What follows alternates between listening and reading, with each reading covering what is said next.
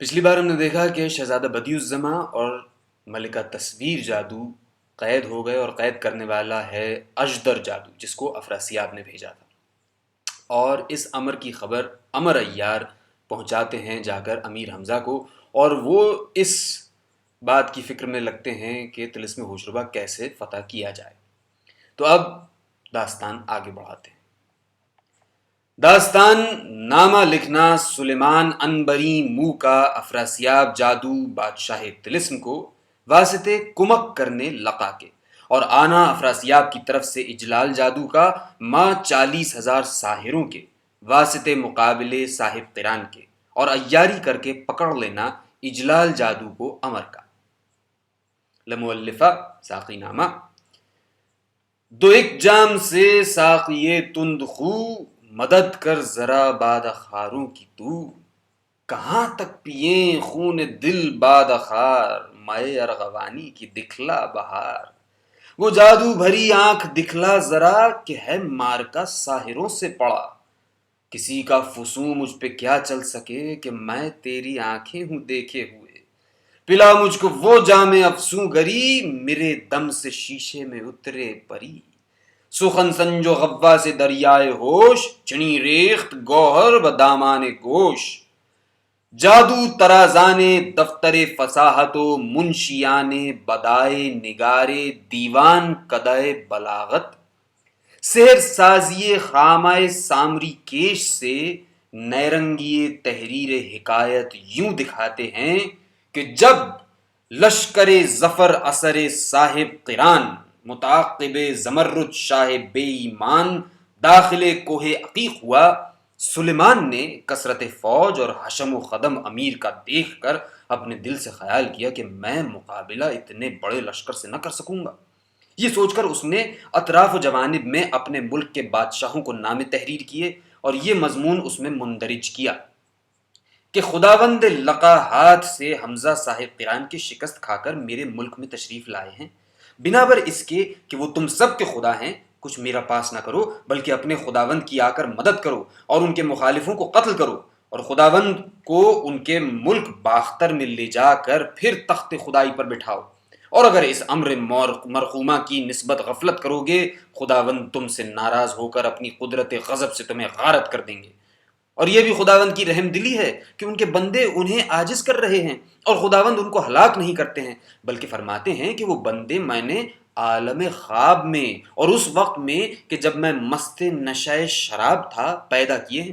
اسی وجہ سے کہ ہنگام مستی میں غافل تھا، قلم تقدیر میرا ان بندوں کو سرکش اور مغرور لکھ گیا، اور اب وہ تحریر مٹ نہیں سکتی۔ یہی باعث ہے کہ خداوند ان بندوں کو غارت کرنے سے مجبور ہیں، اور ایسے ان سے خفا ہیں کہ وہ بندے توبہ قبول کرانے کے لیے زبردستی کرتے ہیں، مگر خداوند توبہ بھی ان کی قبول نہیں فرماتے، بلکہ بھاگتے پھرتے ہیں۔ اور وہ لوگ کہتے ہیں کہ آخر توبہ تو ہماری قبول نہیں ہوتی، اب خداوند سے سرکشی جہاں تک ہو سکے کریں۔ فی الجملہ مناسب ہے کہ جلد آ کر شریک خداوند ہو۔ غرض یہ لکھ کر سب کوہستان کی سرحد کے بادشاہوں کو بھیجا کہ نام ان بادشاہوں کے بر وقت ان کے آنے کے مدد کرنے کو بیان ہوں گے۔ من جملہ ان کے ایک عرضی سلیمان نے افراسیاب مالک طلسم کو بھی لکھی، اور اس کے ملک کی سرحد پر ایک پہاڑ ہے کہ وہیں سے طلسم شروع ہے، اور اس کوہ پر ایک نقارہ اور چوب رکھی ہے، جو کچھ سلیمان کو نام و پیام کرنا منظور ہوتا ہے اس کوہ پر لکھ کر رکھ دیتا ہے اور نقارہ بجا دیتا ہے۔ وہ نقارہ سحر کا ہے، اس کی آواز افراسیاب کے کان میں پہنچتی ہے، وہ پنجہ سحر کا بھیج کر نامہ منگا لیتا ہے۔ الحاصل جب عرضی سلیمان نے لکھی اور پہاڑ پر لے جا کر رکھی اور نقارہ بجایا، افراسیاب نے پنجے کو بھیج کر عرضی منگا کر پڑھی، اور جواب لکھا کہ زہ فخر میرا کہ میں خداوند کی مدد کروں۔ معلوم ہوا کہ خداوند کو اپنے بندوں کی عزت افزائی منظور ہے، اسی وجہ سے خود اپنے بندگان مخالف کو غارت نہیں کرتے، بلکہ چاہتے ہیں کہ کوئی بندہ میرا انہیں برباد کر دے، اور اس بندے کو خداوند بدلے اس کام کے سرفراز کریں۔ بس جو خداوند کی مشیت میں گزرا ہے بہت مناسب ہے۔ کیا حقیقت ہے حمزہ کی اور اس کے لشکر کی؟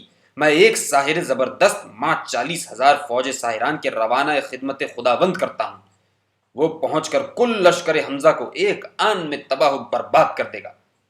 یہ جواب عرضی لکھ کر اسی کوہ پر پنجے سے پھینکوا دیا۔ سلیمان کا ایک ملازم منتظر جواب ٹھہرا ہوا تھا، اس نامے کو لے کر سلیمان کے پاس آیا۔ یہ اسے پڑھ کر بہت خوش ہوا اور تیاری حرب و ضرب کی شروع کی۔ لیکن افراسیاب نے بعد جواب بھیجنے عرضی کے کچھ سحر پڑھ کر دستک دی۔ اس وقت ایک لکہ ابر بر روئے ہوا پیدا ہوا اور زمین پر اتر آیا۔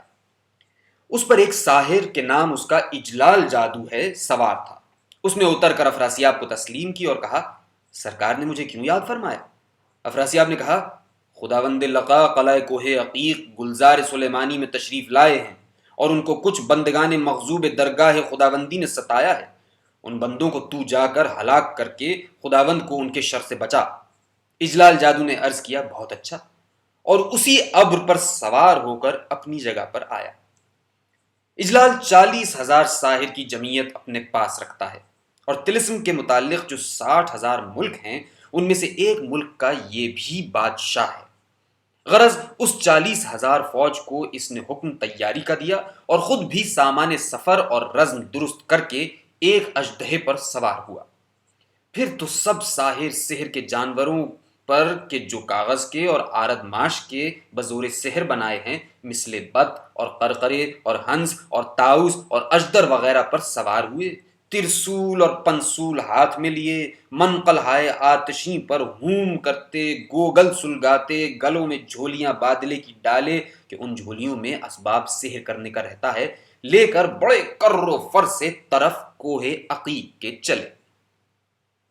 یہاں زمرد شاہ اور سلیمان دارالعمارت شاہی میں بیٹھے تھے کہ یکایک ابر تیرا اتار اٹھا اور آندھی بڑے زور و شور سے آئی، برف باری اور سنگ باری ہونے لگی۔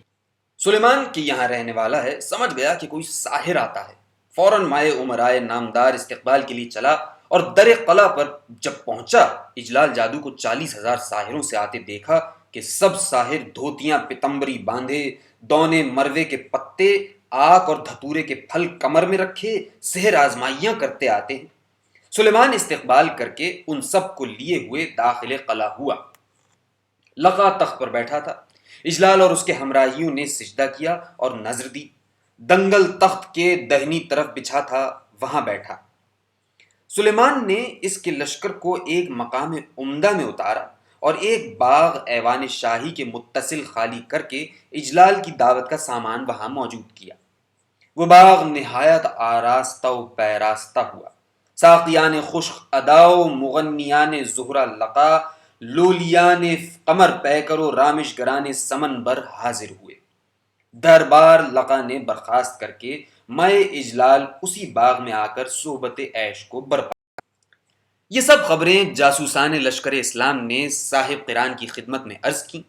امیر واسط رہائی بدیع الزماں کے تدبیر فتح طلسم میں تھے۔ اس خبر کو سن کر فرمایا کہ خداوند وحدہ لا شریک ہمارا نگہبان ہے۔ عمر بارگاہ میں حاضر تھا، کہنے لگا، یا امیر، میں جب سے یہاں آیا ہوں قلعہ کوہ عقیق کے اندر نہیں گیا۔ فی الحال جی چاہتا ہے کہ جا کر قلعے کی سیر کروں اور اجلال کی دعوت کا تماشا دیکھوں۔ امیر نے فرمایا کہ اے عمر، وہ سب ساحر ہیں، ایسا نہ ہو کوئی تمہیں پہچان لے اور گرفتار کرے۔ عمر نے کہا، ہرچے باد آباد، میں مفلس بہت ہوں، قلعے میں جا کر 2-4 کوڑیوں کا روزگار کروں گا۔ امیر نے فرمایا، بسم اللہ، تمہیں تجارت کرنے کو ایسی جگہ کون روکتا ہے؟ خیر، جائیے۔ عمر بانہائے عیاری سے آراستہ ہو کر طرف قلعہ کوہ عقیق کے روانہ ہوا۔ جب قریب دروازے کے پہنچا، یہاں کچھ افسران فوج سلیمان کی طرف سے حفاظت کو مقرر ہیں۔ ان کو دیکھ کر عمر ایک ساحر کی قطع بنا، جھولی گلے میں ڈالی، دھوتی پتمبری باندھی، بت کوہنی سے شانے تک باندھ کر، کھڑاؤں پاؤں میں پہن کر قریب دروازے کے آیا۔ جس نے عمر کو دیکھا معلوم کیا کہ کوئی ساحر ہمراہیان اجلال جادو سے ہے، یہ سمجھ کر مزاحم نہ ہوئے۔ عمر نے اندر شہر کے آ کر دیکھا کہ کٹورا کھنک رہا ہے، گرم بازاری ہر طرف ہے، کرسی دکانوں کی برابر دونوں طرف، بیچ میں پختہ پتھر کی سڑک، درخت مول سری کے سایہ دار کنارے سڑک کے لگے ہیں، خریدار، بیوپاری، سیاح، ہر قسم کے لوگ خوشحال و دلشاد ہر طرف لین دین کرتے پھرتے ہیں۔ سقوں کے کٹوروں کی جھنکار، دلالوں کی بول چال، ہر سمت دھوم دھام، خلقت کا ازدحام۔ عمارتیں گچ اور پختہ تعمیر، کمرے نفیس و خوش قطع و دل پذیر۔ امر سیر کنا قریب دار العمارت شاہی کے پہنچا۔ یہاں سے اہل عملہ کو اسی باغ کی طرف کہ جہاں سامان دعوت اجلال ہوا ہے جاتے دیکھا۔ امر بھی انہی کے ساتھ ساتھ اس باغ میں آیا۔ یہاں بڑا سامان اور تجمل شاہانہ دیکھا کہ باغ نہایت سرسبز و شاداب، آبیاری رحمت نخل بند حقیقی سے سیراب ہے۔ طائران خوش الحان زمزمہ سرا، گلشن گلہائے رنگا رنگ سے پھولا پھلا۔ روزتن مع النہر ہا سلسال، دوہتن سجہ تیر ہا موزوں۔ این پرز لال ہائے رنگا رنگ، ویں پرز میوہ ہائے گونا گون۔ باد در سایہ درختانش، گسترانید فرش بوقلموں۔ ترجمہ: یہ سبزہ زار، نہروں کا پانی اور کھنکھناتی ہوئی مٹی اور یہ چھتنار درخت اور پرندوں کی خوش آواز چہکار، یہ رنگا رنگ لالے کے پھولوں اور طرح طرح کے میووں بھرا ہوا باغ، ہوا نے ان درختوں کے سائے میں رنگا رنگ فرش بچھا دیے۔ صحن باغ میں لب نہر سرو چراغاں، رشک دہے داغ ہائے خاطر عاشقاں ہے۔ فرش مکلف بچھا ہے، اجلال مسند پر بیٹھا ہے، سامنے ناچ ہو رہا ہے، سلیمان خاطرداری میں مصروف ہے، عجب طرح کا سما بندھا ہے، جام شراب چل رہا ہے۔ روش باغ تھی یا خط رہے کاہ کشاں، جا کے طوبیٰ سے ملا نخل کا شجرہ رضواں۔ خوشائے طاق پہ تھا خوشائے پرویں کا گماں، تھا مکاں نور محل باغ تھا گر نور افشاں۔ ٹھاٹھ سے شیش محل نور کا کاشانہ تھا، یا پری رویوں کے جھرمٹ سے پری خانہ تھا۔ سنتے مردنگ تو کروبی بھی ہو جاتے دنگ، دل ربا طبلوں کے پرنوں کا عجب روپ اور رنگ۔ خیال وہ گائے کہ جو خیال میں آئے نہ کبھو، خیال وہ گائے کہ جو خیال میں آئے نہ کبھو، دادرے دادرے گر سنتے تو گرتے بیجو۔ خلاصہ کلام، امر یہ تماشا دیکھتا ہوا اجلال جادو کے پسے پشت جا کر کھڑا ہوا۔ ساحر کی صورت بنا ہوا ہے۔ اجلال جہاں بیٹھا ہے اس کے سامنے ایک مکان معلوم ہوتا ہے، اور اس مکان کے دروازے پر پردہ پڑا ہے۔ وہ پردہ بار بار اٹھا کر ایک زن حسینہ و جمیلہ اجلال کو دیکھتی ہے، اور یہ بھی اسی طرف نگراں ہے۔ اہل محفل تو ناچ دیکھ رہے ہیں، کوئی اجلال کے ادھر دیکھنے کا خیال بھی نہیں رکھتا ہے۔ امر نے جو یہ ماجرا دیکھا، معلوم کیا کہ یہ باغ شاید محلات شاہ سلیمان انبری منہ سے ملا ہوا ہے، اور عورتیں بھی محلات کی در و بام سے ناچ دیکھ رہی ہیں، اور جس طرف کے اجلال دیکھ رہا ہے اور وہ عورت جھانکتی ہے، یہ بھی سلیمان کی کوئی زوجہ یا دختر ہے۔ بس امر یہ خیال کر کے اسی پردے کی جانب آیا اور ٹھہرا رہا کہ ایک کہاری وہاں سے کسی کام کو باہر نکلی۔ امر نے اس سے کہا، ہماری بیوی بادشاہ کی بیوی پاس ملازم ہیں، ذرا انہیں بلا دو۔ کہاری نے کہا، اس پردے میں شہزادی نسرین انبری منہ دختر بادشاہ ناچ دیکھنے آئی ہیں، اور بیوی بادشاہ کی علیحدہ دوسرے کمرے میں ہیں، وہاں میں نہیں جا سکتی۔ تم وہ جو سامنے دہنی طرف کو کمرہ بنا ہوا ہے وہاں جا کر اپنی زوجہ کو دریافت کرو۔ امر نے کہا، اچھا، اور وہاں سے علیحدہ ہوا اور سمجھ گیا کہ اس پردے میں دختر شاہ ہے کہ جس کو اجلال دیکھتا ہے۔ غرض کچھ عیاری تجویز کر کے امر گوشہ باغ میں گیا اور ایک مردھے کی صورت بنا، شملہ نما پگڑی سر پر باندھی، چپکن کھریا کی ہوئی پہنی، تمغہ پگڑی میں لگایا، عصا سونے اور چاندی کا گنگا جمنی ہاتھ میں لیا، اور داڑھی سینے تک سفید درست کر کے قریب اس پردے کے آیا، اور کونا پردے کا اپنی پشت کے نیچے لے کر دیوار سے تکیہ کر کے کھڑا ہوا۔ یہاں نسرین نے جو پردہ اٹھایا، کونا اس کا دبا پایا۔ چاہا کہے کہ پردے کو چھوڑ دو، مگر امر نے کہا، اب ہے شرط، بادشاہ سے کہہ دوں کہ یہاں جو عورتیں ہیں وہ اجلال جادو سے اشارے کرتی ہیں۔ ملکہ یہ سن کر دم بخود ہو گئی کہ معلوم ہوتا ہے اس مردھے نے مجھے اشارے کرتے دیکھ لیا، ایسا نہ ہو کہ میرے باپ سے کہہ دے۔ یہ سوچ کر جھانکنا موقوف کیا، اور ادھر اجلال نے جب دیکھا کہ جہاں سے وہ نازنین جھانکتی تھی اب اس جگہ ایک چوبدار بوڑھا کھڑا ہے، اس کا دل بے قرار ہوا اور چاہا چوبدار کو ہٹوا دے، مگر کچھ بس نہ چلا۔ کیونکہ سمجھا اگر سلیمان سنے گا تو آزردہ ہوگا کہ زنانی ڈیوڑی سے کیا کام تھا جو چوبدار کو ہٹا دیا۔ غرض یہ خیال کر کے خاموش ہو رہا، مگر دل تو بے قرار تھا، دم بدم امر کو دیکھتا تھا۔ امر نے اجلال کے دیکھنے پر ہاتھ سے اشارہ کیا کہ الگ اٹھ کر چلو تو میں تم سے کچھ کہوں۔ اجلال سمجھا کہ یہ چوبدار اس نازنین کا جو مجھ سے نظارہ بازی کرتی تھی محرم راز ہے اور اسی کا کچھ پیام دے گا۔ یہ سمجھ کر مسند پر سے اٹھا۔ سلیمان سمجھا کہ رفع احتیاط کو جائے گا، لیکن اجلال نے کسی ملازم تک کو بھی اپنے ساتھ نہ لیا اور الگ آ کر امر کو اشارے سے بلایا۔ امر پاس آیا۔ اجلال چمنستان میں باغ کے لے جا کر امر سے کہنے لگا کہ میاں مردے صاحب، فرمائیے آپ نے مجھے کیوں اشارے سے طلب کیا ہے؟ امر نے دعا دینا شروع کی اور کہا، اے بادشاہ عالی وقار، یہ غلام دادا ملکہ نسرین عنبری منہ کا ہے، اور ملکہ کو میں نے گودیوں میں پالا ہے، اور اب ملکہ مجھ سے کوئی امر پوشیدہ نہیں کرتی ہیں، اور ملکہ آپ پر فریفتہ ہوئی ہیں اور کہلا بھیجا ہے کہ اگر آپ میرے عاشق ہیں تو ایک مکان میرے باپ سے کہہ کر الگ خالی کرائیے، اور وہاں آپ ہوں اور دو ساحر جو بڑے معتبر اور آپ کے خیر خواہ ہوئیں وہ ہوں، اور کوئی نہ ہو۔ بس ان ساحروں کو بھیجیے کہ بزور سحر اڑتے ہوئے آئیں، اور میں کوٹھے پر اسی مکان کے سوتی ہوں گی، میرا پلنگ اٹھا لے جائیں، رات بھر میں تمہارے پاس رہوں اور صبح ہوتے پھر پلنگ میرا اسی جگہ پہنچا دے۔ تو میں نے آپ کو یہی باتیں کہنے کو بلایا ہے، اب فرمائیے کہ کب ملکہ کو بلوائیے گا، میں ملکہ سے بیان کروں کہ اس دن وہ کوٹھے پر سوئیں۔ اجلال جادو یہ پیام سن کر ایسا خوش ہوا کہ گلے سے اپنے مالا موتیوں کا اتار کر مردے کو دیا اور کہا، میں تجھے مالا مال کر دوں گا، تو ملکہ سے کہہ دینا کہ میرا بھی تمہاری فرقت میں حال غیر ہے، میں آج مکان خالی کرا لوں گا اور کل ملکہ کوٹھے پر آرام کرے میں بلوا لوں گا۔ یہ وعدہ جب ہو چکا، امر نے کہا، اچھا جائیے اور مکان خالی کرانے کی تدبیر کیجیے۔ اجلال وہاں سے نہایت مسرور ہو کر پھرا اور محفل میں آ کر ناچ دیکھنے لگا، لیکن امر وہاں سے پھر کر اسی پردے کے پاس آیا اور گلی میں عیاری اوڑھ کر اندر پردے کے گیا۔ وہاں دیکھا کہ ایک نازنین محجبین یعنی ملکہ نسرین عنبری منہ ماں اپنی چند خواصوں کے کرسی پر بیٹھی ناچ دیکھتی ہے۔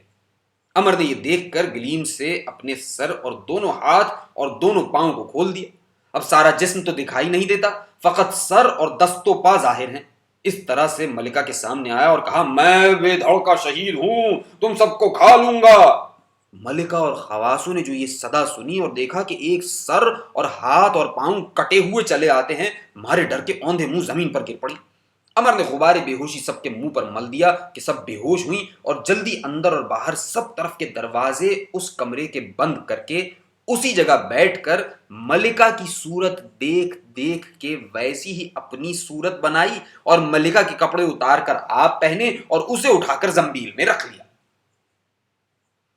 جب اس طرح سے امر درست ہو چکا، اس وقت خواصوں کو فتیلہ دفع بے ہوشی سنگھا کر ہوشیار کیا۔ جب وہ ہوش میں آئیں، ملکہ کو دیکھا کہ فتیلہ سنگھا رہی ہیں۔ غرض جب خوب حواس درست ہوئے کہنے لگی کہ اے ملکہ عالم، واسطہ خداوند لقا کا، جلد یہاں سے تشریف لے چلیے ورنہ وہ بلا کھا جائے گی۔ امر کو جو ملکہ کی شکل بنا ہوا تھا کہنے لگا کہ دیوانیوں، تم سب سے تو میں ہی مضبوط ہوں کہ تم سب بے ہوش ہو گئیں اور میں ہوشیار ہی رہی۔ سب نے کہا، واری چاہے کچھ ہی ہو مگر ہم آپ کو یہاں نہ ٹھہرنے دیں گے۔ غرض وہ سب امر کو ملکہ کے شبہے سے اس طرف کا دروازہ کھول کر اندر ایوان شاہی کے لائیں۔ امر نے دیکھا کہ مکان نہایت آراستہ ہے، جا بجا کمرے اور شہ نشین تعمیر ہیں، بارہ دری سراسر خوبی سے بھری، پردے رنگ برنگ کے ہر دالان کے سرے پر آویزاں ہیں، اسباب شاہانہ ہر جگہ مہیا، خشکتا چلمنے دیوار گیریاں ہیں۔ قصر ایسے اس جگہ تعمیر تھے، چرخ جن پر برج کرتا تھا نثار۔ قصر ایسے اس جگہ تعمیر تھے، چرخ جن پر برج کرتا تھا نثار۔ خم ہو ابروئے حسینہ نے جہاں، خم ہو ابروئے حسینہ نے جہاں، اس طرح کے طاق تھے محراب دار۔ خلاصہ کلام، عمر نے وہاں آ کر حکم کیا کہ پلنگ میرا آراستہ کرو اور مسند پرزر بچھاؤ۔ کنیزیں جہاں نسرین رہتی تھی اس مقام کو آراستہ کرنے لگیں۔ عمر پہچان گیا کہ ملکہ جس کی تم صورت بنے ہو اس کی یہ خوابگاہ ہے۔ بس اسی جگہ جا کر بآرام تمام مقیم ہوا کہ کل رات کو حسب وعدہ اجلال بالائے بام جا کر آرام کروں گا۔ اب یہ تو یہاں ٹھہرتے ہیں، لیکن حال ذرا اجلال جادو کا سنو کہ جب یہ وعدہ کر کے چوبدار سے محل میں آیا، سلیمان سے اس نے کہا کہ میں حمزہ سے لڑنے کے لیے سحر اپنا جگاؤں گا، مجھے ایک مکان کنارے شہر کے آبادی سے الگ خالی کرا دیجیے۔ سلیمان نے کہا بہت اچھا، اور اسی وقت حکم دیا کہ ایک خانہ باغ شاہی سے خالی کر کے آراستہ کیا جائے۔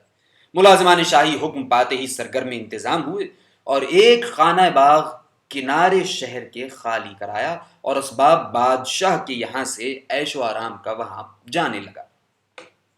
اتفاقاً بیٹا عمر کا، چالاک بن عمر، واسطے سیر کرنے اس قلعے کی صورت بدل کے آیا تھا۔ کس لیے کہ جب عمر امیر سے واسطے سیر کرنے اس قلعے کی رخصت ہوا تھا تو چالاک بھی عمر کے پیچھے چلا کہ مبادا اگر والد کہیں گرفتار ہو جائیں تو میں عیاری کر کے رہا کروں۔ بئی خیال یہاں آ کر سیر کر رہا تھا کہ ملازمان سلیمان نے واسطے اسباب لے جانے کے اس باغ میں جو اجلال کے لیے خالی ہوا تھا مزدور ڈھونڈے۔ چالاک ایک مزدور کی شکل بن کر حاضر ہوا۔ دیکھا کہ نمگیرے با سلک مروارید، قناتیں، چھت، پردے، چلمنے اور دیگر ضروریات کی چیزیں مزدوروں کے سر پر اور چھکڑوں پر بار کر کے بھیجی جاتی ہیں۔ چالاک کو بھی ایک شطرنجی دی کہ اسے پہنچا دے۔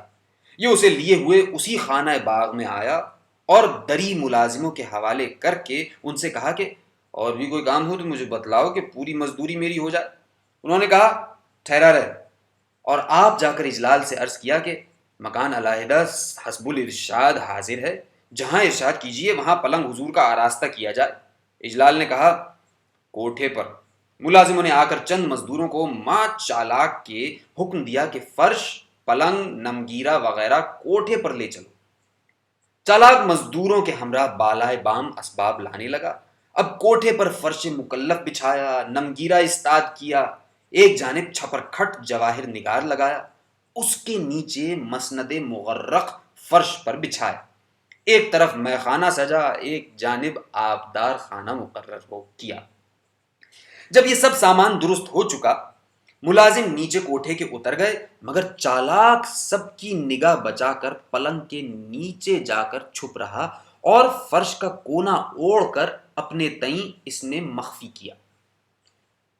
ملازموں نے مزدوروں کو اجرت دے کر رخصت کیا اور کہا ایک مزدور اور چاہیے، پھر آپ ہی کہا کہ مزدوری لینے خدا جائے گا۔ الحاصل اجلال سے جا کر عرض کیا کہ حضور سب سامان تیار ہے۔ اس عرصے میں صبح بھی ہو گئی تھی اور سلیمان نے جو جلسہ دعوت کیا تھا وہ برخاست ہوا۔ اجلال رخصت ہو کر اسی خانہ باغ کی طرف چلا اور اپنے افسران فوج کو بلا کر حکم دیا کہ میں نیا سحر تیار کرنے جاتا ہوں، تم جب تک میں نہ بلاؤں میرے پاس نہ آنا۔ یہ کہہ کر دو رفیقوں کو اپنے، کہ ایک کا نام انتظام جادو اور دوسرے کا منصرم جادو تھا، ہمراہ لیا اور اس باغ میں آیا۔ دیکھا کہ یہ مختصر سا باغ نہایت درجے بہار آگیں، رشک دہے فردوس بری ہے، ہر شجر فیض باغبان قدرت سے نہال ہے، گل ہر ایک زر سے مالا مال ہے، کہ چمن آتش گل سے دہکا ہوا، ہوا کے سبب باغ مہکا ہوا، درختوں نے برگوں کے کھولے ورق، کہ لیں توتیاں بوستاں کا سبق۔ خلاصہ کلام، اجلال بالائے بام آ کر رات بھر کا جاگا تھا، پلنگ پر سو رہا۔ وہ دونوں رفیق اس کے باغ میں سیر کرنے لگے۔ اسی طرح وہ دن تمام ہوا اور ادھر عمر جو بشکل ملکہ نسرین ہے، اس دن محل میں کنیزوں سے پوشاک اور زیور ملکہ نسرین کے پہننے کا منگا کر دن بھر آرائش اور زیبائش میں مصروف رہا۔ 4 گھڑی دن رہے حکم دیا کہ پلنگ ہمارا بالائے بام بچھاؤ کہ چاندنی کی کیفیت دیکھیں گے اور وہیں آرام کریں گے۔ بمجرد حکم پلنگ کوٹھی پر آراستہ ہوا اور اوٹ پھولوں کے کھڑے کر دیے، گلاب اور کیوڑے کے قرابوں اور عطر کے شیشوں کے منہ کھول کر رکھ دیے، گلدستے جا بجا چن دیے، غرض کے جملہ طرح کا سامان عیش و نشاط مہیا کر دیا، اور کنیزوں نے عرض کیا کہ واری خوابگاہ حضور کی درست ہے۔ اس وقت ملکہ یعنی امر ہمراہ کنیزان ماہ پہ کر کوٹھے پر آیا، اور وہیں کنیزوں سے کچھ میوہ منگا کر کھایا اور مسند پر بیٹھا۔ یہ معلوم ہوتا تھا کہ وہ زکوٰۃ حسن شب دیتا تھا بیٹھا بام پر، ماہ بھی سائل کھڑا تھا چرخ نیلی فام پر۔ وہ چاندنی کی سیر، ملکہ کے حسن کی بہار، ہاتھ پاؤں میں مہندی لگی، مانگ موتیوں سے بھری عجب عالم دکھاتی تھی، جادہ کاہ کشاں کو راستہ بتاتی تھی۔ کنیزیں چکور کی طرح اس ماہ تابان سپہر خوبی کے تصدق تھیں، اسی طرح پہر رات تک مصروف لہو و لعب رہیں۔ جب زیادہ رات گئی، ملکہ اپنے پلنگ پر جا کر لیٹی اور کنیزیں گرد نیچے پلنگ کے سوئیں، لیکن ملکہ یعنی امر نے دوپٹہ منہ پر ڈال کر سونے کے بہانے جاگنا شروع کیا، اور منتظر قدرت نمائی خدا کا ہوا کہ دیکھیے پردہ غیب سے کیا ظاہر ہوتا ہے۔ مگر اب اجلال نے پہر رات گئے انتظام اور منصرم اپنے دونوں رفیقوں سے کہا کہ میں تم سے ایک بات کہتا ہوں، اگر کسی سے نہ کہو گے اور میرا کام کر دو گے تو مال دنیا سے غنی کر دوں گا اور کل لشکر کا اپنے سپہ سالار بناؤں گا۔